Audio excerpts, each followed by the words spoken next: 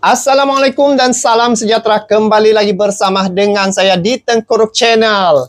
Jadi pada kalian yang menonton video ini, saya doakan agar semuanya sentiasa berada di dalam keadaan yang sehat ya. Jadi untuk topik kita pada kali ini ya, saya tertarik untuk mengikuti perkembangan tentang pasukan elit Indonesia. Sebab bila melihat Indonesia ini adalah negara yang ada di Asia Tenggara, dari segi kekuatan militernya adalah ranking yang pertama. Dan kalau di posisi ranking peringkat dunia, Indonesia berada di ranking ke-13. Itu kalau tidak ada perubahan lagi lah.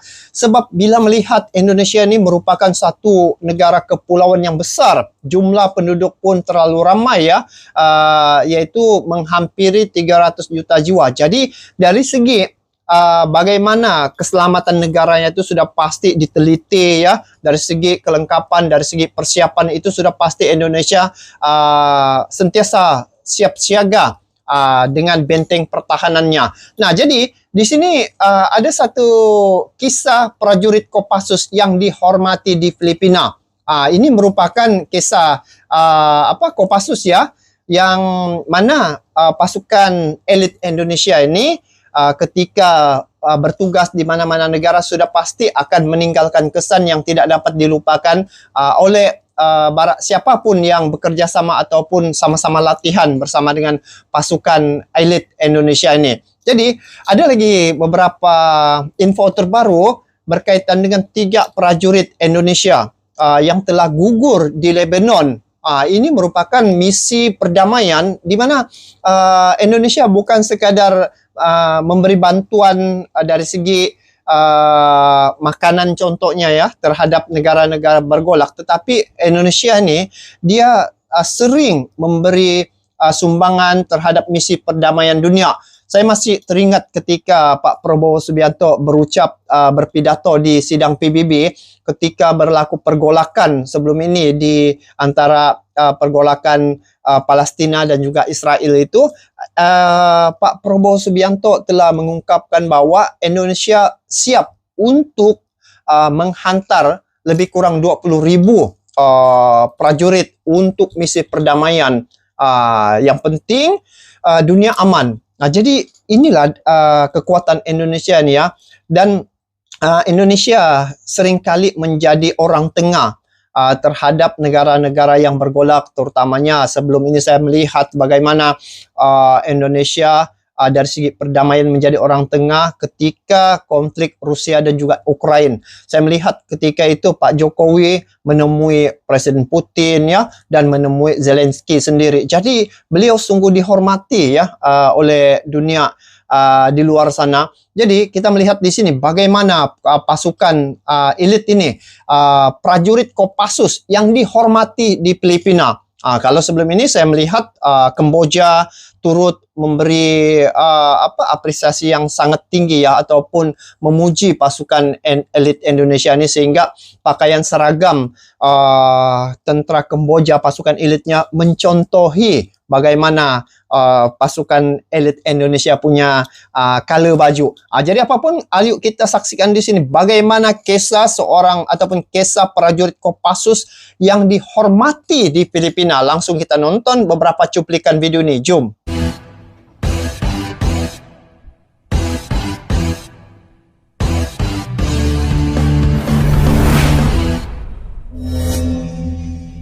Tiga prajurit Kopassus menyelamatkan nyawa tentara Filipina. Pada bulan Juli 2025, pasukan Kopassus dan Special Force Specimen Filipina melakukan latihan gabungan untuk melakukan penerjunan bebas. Dalam latihan tersebut, masing-masing negara mengirimkan 25 prajurit terbaiknya. Setelah persiapan selesai, para prajurit melompat dari ketinggian yang sudah ditentukan. Awalnya, semuanya berjalan normal. Namun, di tengah formasi penerjunan itu, tiba-tiba sesuatu yang tidak diinginkan terjadi. Seorang tentara Filipina bernama Sersan Jonathan Sabado mengalami kegagalan saat membuka parasut utama. Tubuhnya berputar tidak terkendali, jatuh bebas dari ketinggian ribuan kaki di udara. Dalam situasi genting itu, Serka Edi Sutono langsung merespon cepat. Dengan keberanian dan ketenangan luar biasa, dia melawan tekanan angin dan gravitasi, berusaha mencapai Sabado yang panik. Setelah perjuangan yang menegangkan, dia berhasil meraih Sabado dan membantu membuka parasut cadangan. Akhirnya, parasut pun terbuka sempurna, dan keduanya perlahan melayang turun menuju tanah. Semua mata di bawah menyaksikan pemandangan luar biasa. Seorang Berani, prajurit ya. Indonesia menyelamatkan nyawa tentara Filipina di atas langit. Atas dedikasi dan keberaniannya, Serka Edi Sutono mendapatkan penghargaan dari Mayor Jenderal Ferdinand Napoli, salah satu perwira militer yang paling disegani di Filipina. Jika prajurit Kopassus Ini bukan menyelamatkan mudah nih, perkara ini memang satu latihan yang ekstrim. Bayangkan berada di udara dengan ketinggian yang begitu cukup tinggi ya. Tidak semua orang berani untuk melakukan hal itu. Mungkin sebahagian daripada mungkin anggota-anggota negara-negara lain, dia tidak memperdulikan hal seumpama itu berlaku. Yang penting dirinya selamat. Tetapi ini menunjukkan bahwa keberanian dan juga tanggung jawab seorang prajurit, terutamanya yang dibahaskan di sini adalah Kopassus dari yang dihormati di Filipina, ya, kisah prajurit Kopassus yang dihormati di Filipina ketika Tentara Nasional Indonesia ini sama-sama melakukan latihan. Jadi bayangkan dengan ketinggian seumpama itu, memang cukup berani ya. Dia sanggup menyelamatkan nyawa rakan seperjuangan dalam latihan bersama-sama bersama dengan tentara Filipina. Jadi ini menunjukkan bahwa sikap keberanian yang dimiliki oleh pasukan elit Indonesia ini sudah pasti memang begitulah pasukan elit ini, guys. Bukan sembarangan ya pasukan elit ini tiba-tiba masuk tentara terus jadi pasukan elit. Dia kena melalui proses latihan yang begitu ekstrim dari segi mental, fisikal ya. Dan Indonesia telah membuktikan bahwa pasukan khusus Indonesia ini sangatlah disegani ya. Kalau kalian tengok ya di media sosial ataupun berita-berita tentang bagaimana pencapaian-pencapaian Tentara Nasional Indonesia ini, memang banyak mencipta rekod ya. Naik Gunung Everest juga Indonesia telah mencipta rekod.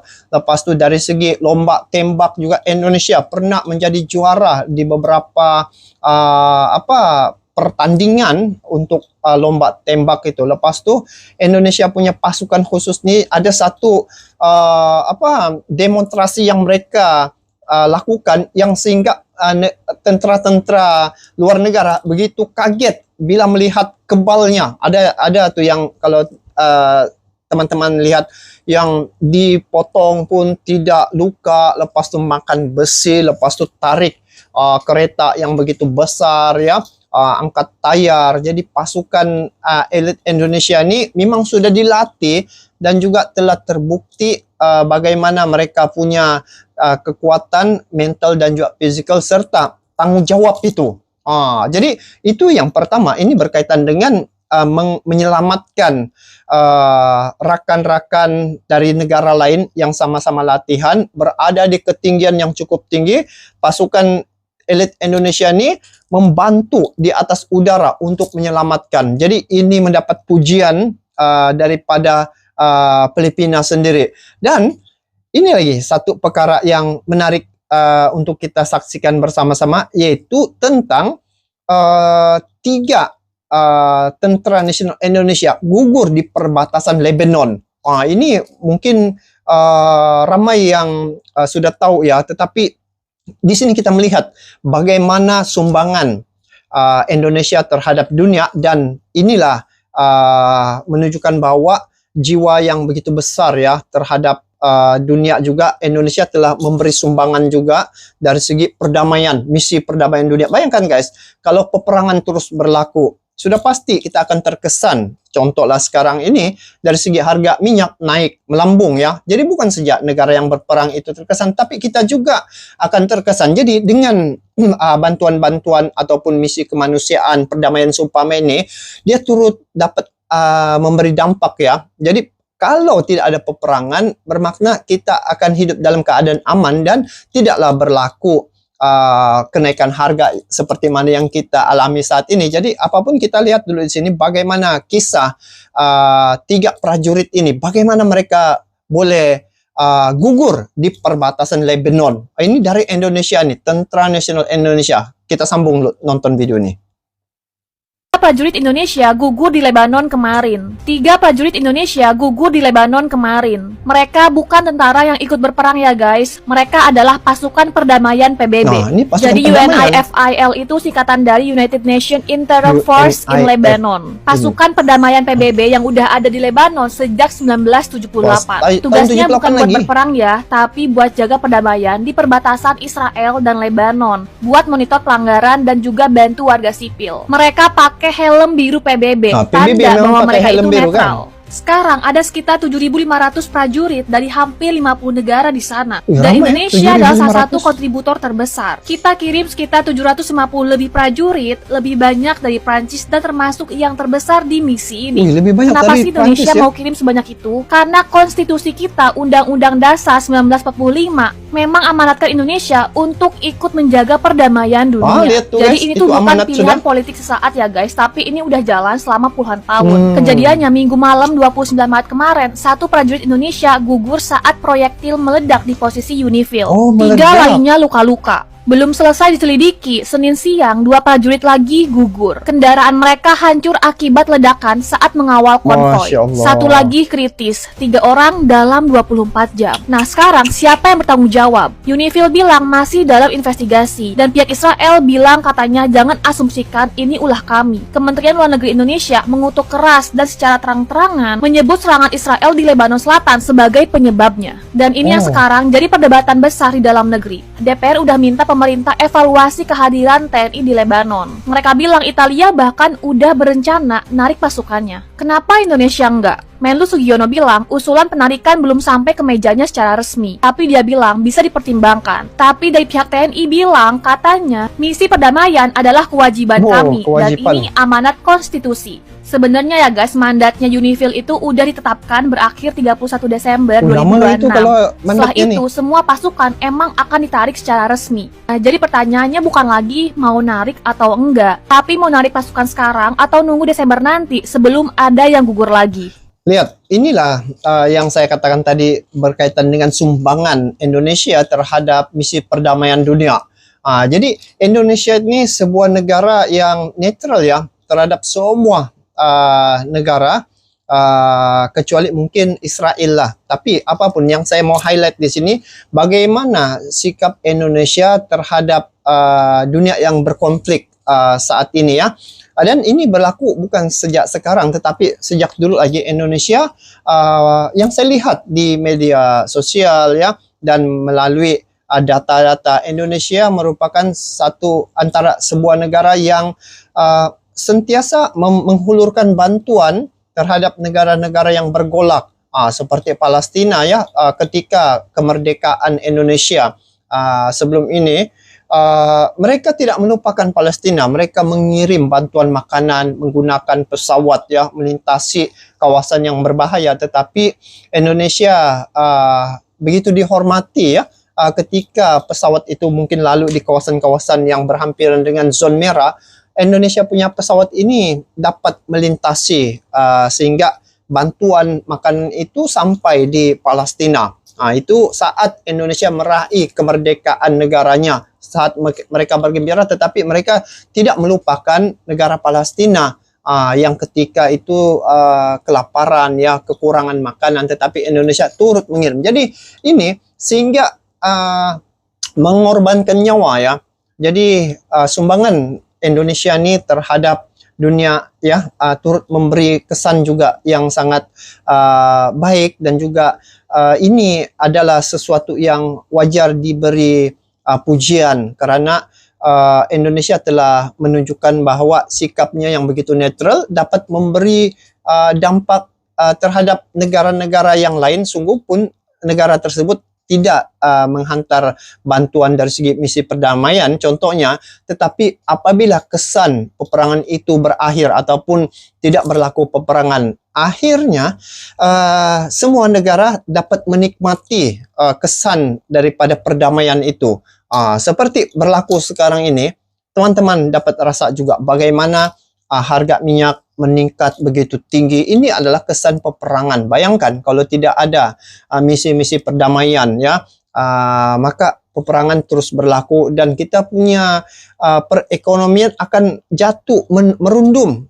Jadi bila Indonesia telah menghantar bantuan bantuan untuk misi perdamaian ini, dia secara tidak langsung dapat memberi dampak yang baik ya, dan memberi kesan yang positif terhadap seluruh dunia.